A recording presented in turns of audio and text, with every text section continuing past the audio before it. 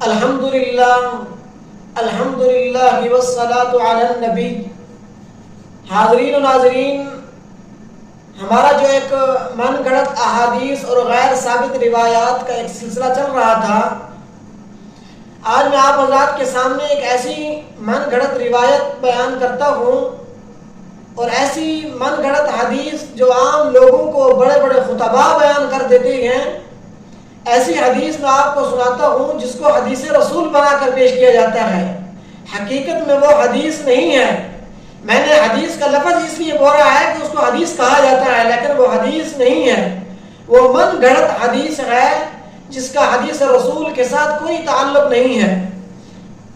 حیرت ہوتی ہے ایسے خطباء کے اوپر جو حدیث نہیں ہوتی رسول اللہ صلی اللہ علیہ وسلم کی طرف کتنا جرت اور بہادری کے ساتھ حدیث رسول کے ساتھ اس کو جوڑ دیتے ہیں، رسول اللہ صلی اللہ علیہ وسلم کی طرف نسبت کر دیتے ہیں۔ ان کے سامنے یہ حدیث نہیں ہوتی کہ اللہ رب العزت کے حبیب صلی اللہ علیہ وسلم کا واضح فرمان ہے، من کذب علی متعمدا فلیتبوأ مقعدہ من النار، کہ اگر میں نے کوئی بات نہیں کہی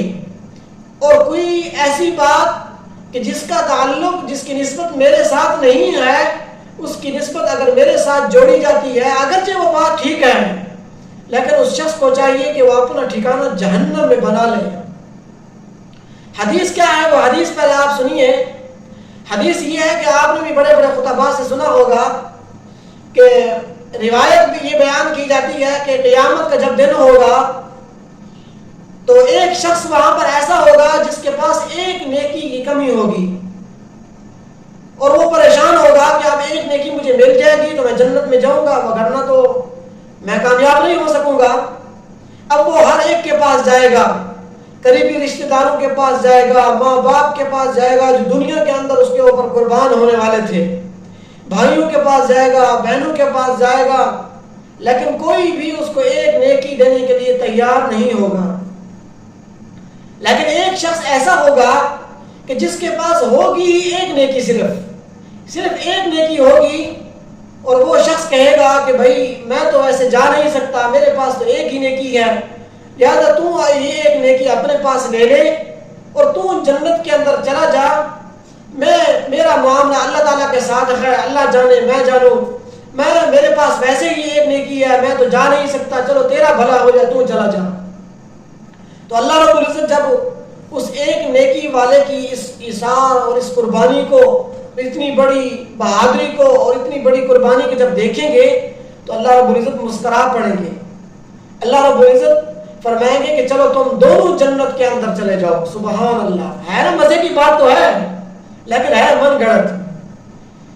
لذت دینے والی بات ہے، خوش کرنے والی بات ہے، اپنے آپ کو موٹیویٹ کرنے والی بات ہے، لیکن حدیث رسول کے ساتھ کوئی تعلق نہیں ہے، حدیث پاک کے اندر اس کا کوئی تذکرہ نہیں ہے، اس کی روایت، اس کی جو نسبت ہے جو رسول اللہ صلی اللہ علیہ وسلم کی طرف کی گئی ہے، یہ نسبت جھوٹی ہے۔ صحابہ سے اس کا کوئی دلیل، کوئی ثبوت نہیں ملتا، کسی راوی نے اس کو نقل نہیں کیا، اگر کسی نے نقل کیا ہے تو یہ من گھڑت ہے، موضوع حدیث ہے، صحیح حدیث نہیں ہے۔